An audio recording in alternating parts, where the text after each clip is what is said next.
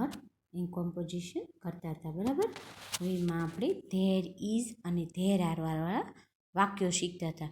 તો આજે આપણે એ કરવાનું છે. તો બધા બાળકો પાના નંબર 88 ને 82 કાઢશે. આપણે આ ધેર ઇઝ ને ધેર આરવાળી ખાલી જગ્યા આપણે કઈ રીતે. હવે આપણે વાક્યો કરવાના છે. તો વાક્યો ધેર ઇઝથી કેવી રીતે શરૂ થશે અને ધેર આરથી કેવી રીતે લખાશે હું તમને શીખવાડીશ.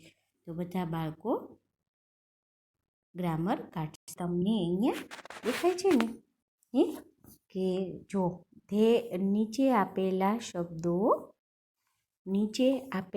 શબ્દોને ધેર ઇઝ અથવા ધેર આરનો ઉપયોગ કરીને વાક્યો બનાવવાના છે. તો આપણે પહેલું ઉદાહરણ જોઈએ કે ઓરેન્જ અને ઇન ધ બોક્સ આપ્યું છે. બરાબર. તો આપણે ઓરેન્જ છે એ એક વચનમાં છે એટલે આપણે ધેર ઇઝથી વાક્ય લખશું. તો there is N orange in the box. બરાબર. હવે બીજું બુક્સ ઓન ધ ટેબલ. હવે બુક્સ છે એ બહુવચન છે એટલે એની સાથે આર આવશે. તો આપણે અહીંયા ધેર આર લખશું. There are books on the table. પછી આખું એમનેમ લખી નાખવાનું. જો બુક્સ અને ઓન ધ ટેબલ આવ્યું છે. આ બધું આખે તમારે ખાલી આગળ ધેર ઇઝ કે ધેર આર ક્યાં આવે એ તમારે લગાડવાનું છે. એક વચન હોય તો ધેર ઇઝ લગાડી દેવાનું અને બહુવચન હોય તો ધેર આર લગાડી દેવાનું. બાકી આખું વાક્ય એમનેમ આવશે તમને જે અંદર આપેલા છે એ. હવે આપણે અહીંયા જોઈએ કે ઇન્ક પોન્ટ અને ઓન ધ બેન્ચ આપ્યું છે. તો કે there is ink pot on the bench. Ink pot છે એક વચન છે એટલે ઇઝ આવશે એટલે ધેર ઇઝ આવશે. There is ink pot on the bench એટલે પેન બેન્ચ ઉપર પડી છે. ઇન્ક પોન્ટ એટલે શાહીવાળી ઘડિયાળ. બોલે શાહી. તમે શાહી બોલપેન જોઈ છે ને તમે. બરાબર. એવી જે ઓલી બોટલ છે ને ઇન્ક પોન્ટની ખડીઓ. પહેલાંના જમાનામાં શું કહેતા ખડીઓ કે કહેતા. તો એ બેન્ચ ઉપર પડ્યું છે. હવે teachers in the school. Teachers છે એટલે એસ છે. બરાબર. એટલે બહુવચન છે તો ત્યાં ધેર આર આવશે. There R teachers in the school એટલે કે સ્કૂલમાં ટીચરો છે, શિક્ષકો છે. પછી મંકી ઓન ધ રૂફ એટલે કે મંકી એટલે વાંદરો, રૂફ એટલે છાપરા ઉપર. તો મંકી એક જ મંકીની વાત થાય છે એટલે there is monkey on the roof. બરાબર. અહીંયા ધેર ઇઝ આવશે. પછી man under the tree. MEN men છે એટલે બહુવચન છે. બહુવચન એટલે આર આવે. તો કે there are men under the tree. પછી apples in the box. Apples છે એ બહુવચન છે એટલે એની સાથે ધેર આર આવશે. તો આપણે ધેર આર વાક્યથી શરૂ કરવાનું. There are apples in the box. પછી કેટ છે તો કેટ એટલે બિલાડી અને અંડર ધ ચેર એટલે ખુરશી નીચે. તો આપણે કેટની વાત થાય છે. કેટ છે એ એક છે એટલે ધેર ઇઝ લગાડવાનું. શું લગાડવાનું? There is cat under the tree. બરાબર. હવે પછીનું આપણે વાક્ય કરશું. હવે umbrella in the shop. Umbrella એટલે છત્રી ને શોપ એટલે દુકાનની અંદર. તો અમ્બ્રેલા છે એ એક વચન છે. બરાબર. તો ધેર ઇઝ આવશે. શું આવશે? There is. તો there is umbrella in the shop. પછી ચિલ્ડ્રન તો બાળકો ને નિયર ધ બસ એટલે બસની નજીક છે. તો ધેર આર ચિલ્ડ્રન એટલે બાળકો એટલે ધેર આરથી વાક્ય શરૂ થશે.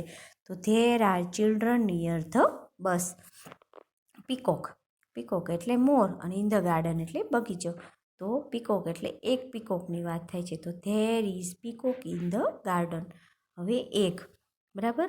એગ એટલે ઈંડું અને ઇન ધ બાસ્કેટ એટલે ટોપલીની અંદર. તો આપણે એગની વાત થાય છે. એક એગની એટલે ધેર ઇઝ આવશે. એક વસ્તુની વાત થાય ને ત્યારે ધેર ઇઝ આવે. એક કરતાં વધારે વસ્તુની વાત થાય ત્યારે ધેર આર આવશે. તો there is an egg in the basket. પછી છે વિમેન. તો વિમેન એટલે સ્ત્રીઓ અને ફેર એટલે મેળો. તો ધેર આર આવશે. વિમેન છે એટલે ધેર આર આવશે. There are women in at the fair કે સ્ત્રીઓ મેળામાં છે. હવે એક્સ એટલે કુહાડી અને રામુસ હેન્ડ એટલે રામુના હાથમાં. તો એક્સ એટલે એક વચન છે એટલે ધેર ઇઝ આવશે. There is an axe in the Ramu's hand એટલે કે એક્સ છે એ રામુના હાથમાં છે. પછી મેંગોસ. બરાબર. તો મેંગોસ એટલે કેરી ને ઓન ધ ટ્રી એટલે ઝાડ ઉપર, તો ધેર આર આવશે. મેંગોસ એટલે there are mangoes on the tree. હવે લાયન ઇન ધ કેજ, તો કે there is a lion in the cage. બરાબર, there is a lion in the cage. હવે પછીનું આપણે કરશું. જુઓ, તમને અહીંયા દેખાય છે ને કે પ્રશ્નાર્થ વાક્યોને પ્રશ્નાર્થ વાક્યોમાં ફેરવી યસ કે નોમાં ઉત્તર લખવાનો છે. તો there are flowers in the vase, એટલે કે ફૂલો ફૂલદાની અંદર છે. તો આપણે પહેલાં આરને આગળ લઈ લઈશું. તો કે are there flowers in the vase. હંમેશા ઇઝ ને એમ ને આર, આ ત્રણ વસ્તુ જ્યારે પ્રશ્નાર્થ વાક્ય બનાવવાનું હોય ત્યારે આગળ આવે. બાકીના બધા વાક્યો એમનેમ આવશે. મેં તમને આગળ પણ શીખવાડ્યું અને અત્યારે પણ હું શીખવાડું છું, અને હજી આગળ પણ એવી રીતે આવશે. તો are there flowers in the vase, તો કે યસ ધેર આર. પછી આ એમનેમ જ રાખવાના, આ બધા શબ્દો લખવાની જરૂર નથી. પછી નો ધેર આરન્ટ. આરન્ટ એટલે કે આર નોટનું ટૂંકું રૂપ. આપણે આગળ પણ વાત કરી હતી. તો આવી રીતે આરન્ટ. બરાબર. હવે પછીનું, હવે જો there is N owl on the tree. બરાબર, કે ઝાડ ઉપર છે આઉલ, ઉલ્લુ. બરાબર, ઘુવડ.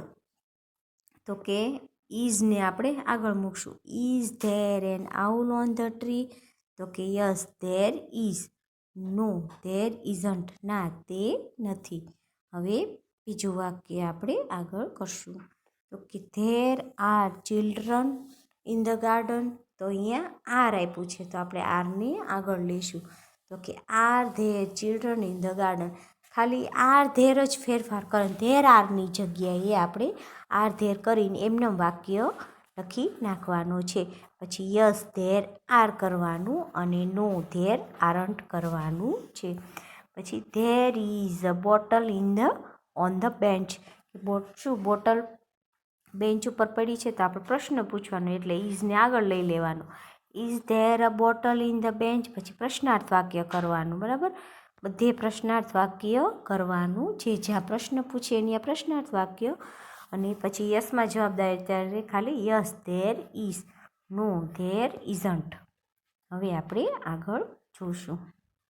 અહીંયા પણ આપણે, તો કે there is an iron in the cupboard, એટલે કે ઇસ્ત્રી કબાટમાં છે. બરાબર, તો આપણે પ્રશ્ન પૂછવાનો છે ને. તો આપણે જોયું ને, તો પહેલાં ઇઝને આગળ મૂકી દઈશું. Is there an iron in the cupboard. પછી પ્રશ્નાર્થ વાક્ય મૂકશું. તો કે yes there is, no there isn't. હવે there are balloons in the room. ફુગ્ગા રૂમમાં છે, તો આરને આપણે આગળ મૂકી દઈશું. Are there balloons in the room. તો કે yes there are, no there aren't, ના તે નથી. There are cows near the well. તો આગળ are there cows near the વેલ. પ્રશ્નાર્થ વાક્ય. તો કે યસ ધેર આર. પછી નો ધેર આરન્ટ, ના તે નથી. There is a tractor under the tree. તો ટ્રેક્ટર એટલે ખબર છે તમને બધાને. બરાબર, અને અંડર ધ ટ્રી એટલે ઝાડ નીચે. તો આપણે ઇઝને આગળ મૂકશું. તો યસ, સોરી, હવે ઇઝને આગળ મૂકશું. Is there tractor under the tree. પછી પ્રશ્નાર્થ વાક્ય. તો કે યસ ધેર ઇઝ. પછી નો ધેર ઇઝન્ટ, ના તે નથી. પછીનું there are postman in the post office. પછી આપણે આર છે ને આગળ લખશું. Are there postman in the post office. Postman છે પોસ્ટ ઓફિસમાં છે, તો કે યસ ધેર આર. જો આર હોય તો આર મૂકવાનું, ને ઇઝ હોય તો ઇઝ મૂકવાનું. આમાં કાંઈ નથી કરવાનું યસ કે નોમાં. બરાબર, તો નો ધેર આરન્ટ, ના તે નથી. હવે પછીનું there is an elephant in the park.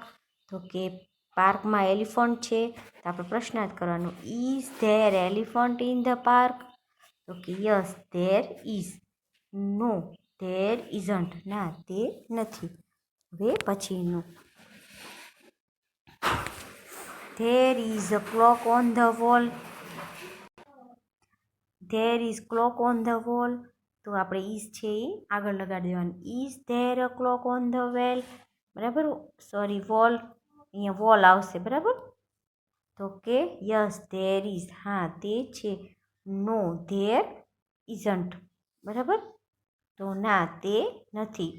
હવે જો તમને દેખાય છે ને, હું અહીંયા તમને ફરીવાર લખીને દઉં તો કે યસ ધેર ઇઝ તો દેખાય છે, નો ધેર ઇઝન્ટ, ISNT. હવે હું તમને એકવાર મેં આગળ શીખવાડી દીધું છે, પણ ફરીવાર હું તમને શીખવાડું. જો હંમેશા ઇઝ કે આર હોય, પ્રશ્નાર્થ વાક્ય બનાવવું હોય તો આ બે વસ્તુ આગળ, અને પછી ધેર કરીને જે તમને વાક્ય આપ્યું એ આખું બેઠું એમને લખી નાખવાનું. અને તમને યસ કે નોમાં જવાબ દેવાનો હોય તો યસ કરી નાખવાનું અને પછી ધેર કરવાનું. અને ધેર તો તમારે આવશે જ તે. જો એક વચન હોય, તમને ઇઝ આપ્યો હોય તો ઇઝ મૂકવાનું, અને આર આપ્યો હોય ત્યારે આર મૂકવાના. આ બેમાંથી એક વસ્તુ મૂકવાની. અને નોમાં જવાબ દેવો હોય ત્યારે નો, પછી ધેર તો આવશે જ તે, બરાબર. પછી ઇઝન્ટ અથવા આર નોટ. જો ઇઝ આપ્યું હોય તો ઇઝન્ટ મૂકવાનું, અને આર નોટ આપ્યું હોય તો આર નોટ મૂકવાનું, આરન્ટ મૂકવાનું, બરાબર. આ રીતે જો તમને મેં શીખવાડ્યું હતું, અત્યારે પણ તમને શીખવાડ્યું હતું, અને આગળ પણ મેં તમને શીખવાડેલું છે. અને હજી પણ આપણે આવા પ્રશ્નો ટૂંકમાં યસ નો વાળા જ આવશે, અને તમારે આ રીતે જ કરવાનું છે. ખાલી ફેરફાર અલગ અલગ થશે. તો બધા બાળકો 2 પાના